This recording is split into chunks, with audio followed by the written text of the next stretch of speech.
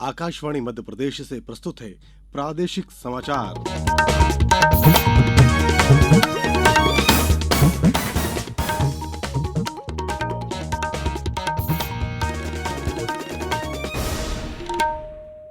नमस्कार, समाचारों के साथ मैं शरद बाघेला। सबसे पहले इस बुलेटिन के मुख्य समाचार। रक्षा मंत्री राजनाथ सिंह ने कहा, युवा उच्च कोटि की स्वदेशी प्रौद्योगिकी विकसित करें। प्रदेश में बूढ़ी और अपाहिज गायों की देखभाल कांजी हाउस में नहीं, गौशालाओं में होगी, मुख्यमंत्री का ऐलान। राज्य के सभी जिलों में बनाए जा रहे हैं 70 साल से अधिक आयु के वरिष्ठ नागरिकों के आयुष्मान कार्ड। और न्यूजीलैंड के खिलाफ तीसरे टेस्ट मैच में भारतीय टीम मजबूत स्थिति में।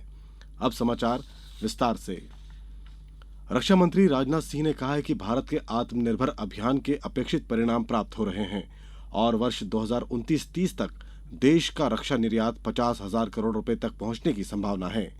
भारतीय प्रौद्योगिकी संस्थान कानपुर के 65वें स्थापना दिवस समारोह को संबोधित करते हुए श्री सिंह ने युवाओं से प्रधानमंत्री नरेंद्र मोदी के विकसित भारत के दृष्टिकोण को साकार करने में स्वदेशी प्रौद्योगिकी क्षमता को विकसित करने का आह्वान किया।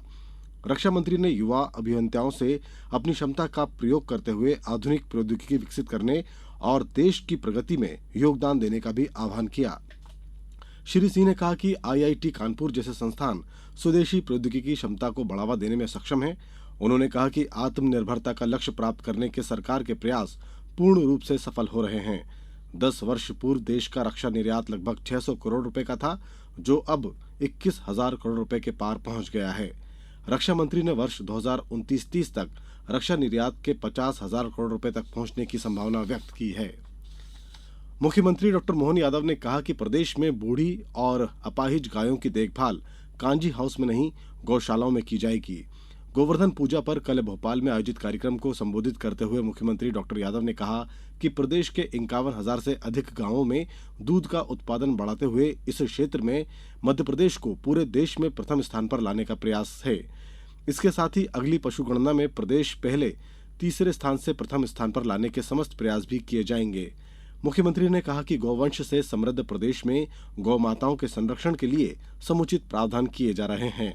गौवध को रोकने के लिए समुचित व्यवस्था की गई है।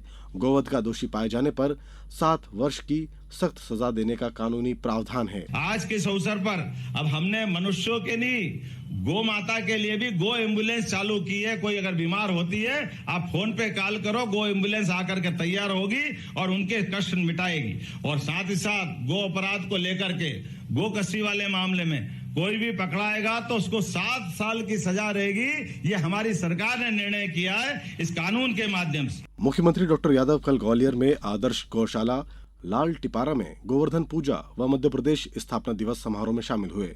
इस दौरान उन्होंने गोवर्धन और गो पूजा कर प्रदेश की सुख समृद्धि के लिए कामना की। मंदसौर से हमारे संवाददाता ने बताया कि जिले के धुंधड़का गांव में अखिलानंद सरस्वती ग्रामीण गौशाला में आयोजित गोवर्धन पूजा के कार्यक्रम में प्रदेश के उप मुख्यमंत्री जगदीश देवड़ा, सांसद सुधीर गुप्ता, राज्यसभा सांसद बंशीलाल गुर्जर, जनप्रतिनिधि व प्रशासन के अधिकारी शामिल हुए। डिप्टी सीएम सहित प्रतिनिधियों ने गौशाला परिसर में गोवर्धन पूजा की। इसके बाद गौशाला में गायों का पूजन कर उन्हें गुड़ और हरी घास खिलाई। उधर बैतूल में आयोजित कार्यक्रम में केंद्रीय राज्य मंत्री दुर्गादास उइके ने गौपालन के महत्व को प्रतिपादित करते हुए गौपालन और गो उत्पादों का उपयोग कर संपूर्ण आरोग्य प्राप्त किया जा सकता है। उन्होंने कहा कि हमारे पुराणों में भी गौ के महत्व को प्रमुखता से स्थान देते हुए उसे पूजनीय बताया गया है। जनजातीय कार्य मंत्री डॉक्टर कुंवर विजय शाह ने खंडवा में गौशाला की गायों के साथ कुछ समय बिताया। उन्होंने गायों को स्नेहपूर्वक दुलारा और उन्हें गुड़ और मिष्ठान खिलाया। जल संसाधन मंत्री तुलसीराम सिलावट ने सांवेर विधानसभा क्षेत्र में आयोजित कार्यक्रम में कहा कि चित्तौड़ा स्थित श्रीमद् भागवत गौशाला को आदर्श गौशाला बनाया जाएगा। इस गौशाला को गौ तीर्थ बनाने के लिए विशेष प्रयास किए जाएंगे। डिंडोरी जिले के मेहदीवानी विकासखंड में गोवर्धन पूजा और गौ संरक्षण कार्यक्रम का आयोजन शहपुरा विधायक ओम प्रकाश धुर्वे के मुख्य आतिथ्य में हुआ। गुना जिले की समस्त पंजीकृत शासकीय और अशासकीय गौशालाओं में गोवर्धन पूजा कार्यक्रम का आयोजन किया गया। अब समाचारों में वक्त है एक ब्रेक का। ये समाचार आप आकाशवाणी मध्य प्रदेश से सुन रहे हैं। हमारे समाचारों को अब आप कभी भी और कहीं भी अपनी सुविधा के अनुसार सुन सकते हैं। ये समाचार बुलेटिन YouTube, X प्लेटफॉर्म और Facebook पर AIR न्यूज भोपाल पेज पर सुने जा सकते हैं। इसके अलावा आप हमारी वेबसाइट newsonair.gov.in पर अथवा न्यूज ऑन AIR ऐप पर भी समाचार सुन सकते हैं। ब्रेक के बाद समाचारों में एक बार फिर आपका स्वागत है।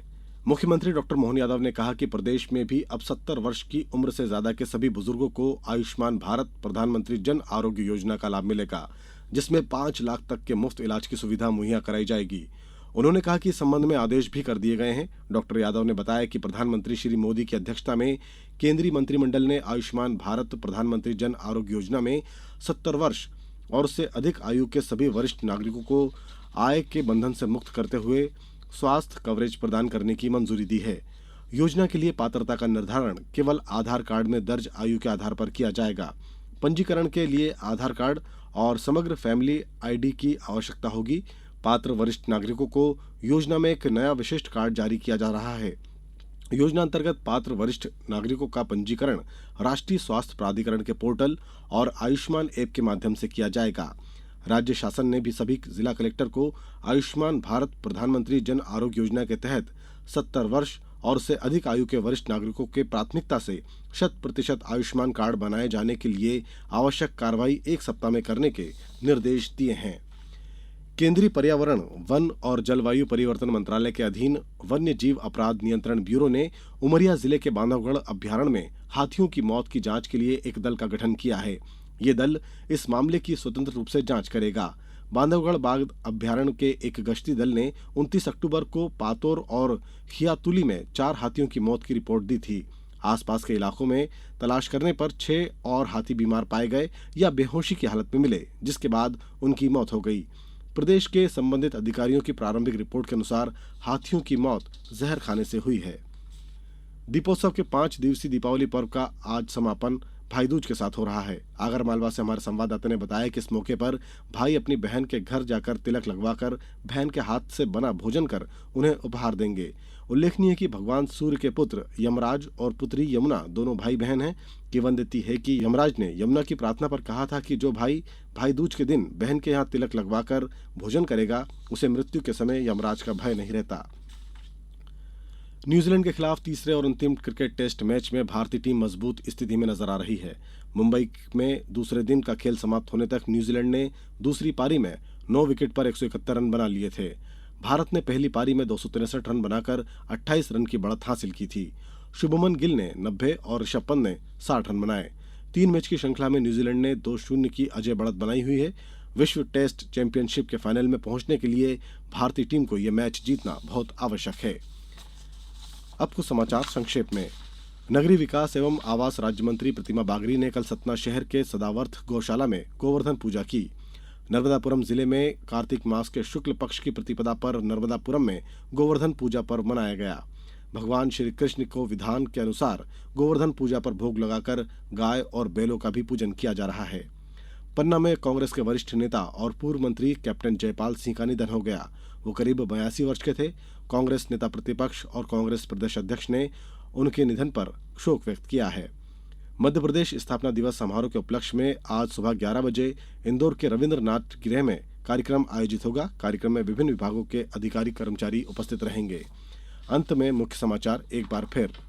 रक्षा मंत्री राजनाथ सिंह ने कहा, युवा उच्च कोटि की स्वदेशी प्रौद्योगिकी विकसित करें।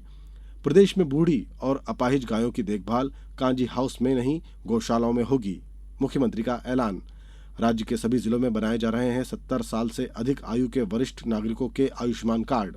और न्यूजीलैंड के खिलाफ तीसरे टेस्ट मैच में भारतीय टीम मजबूत स्थिति में। इसी के साथ इस बुलेटिन में बस इतना ही। दीजिए अनुमति। नमस्कार।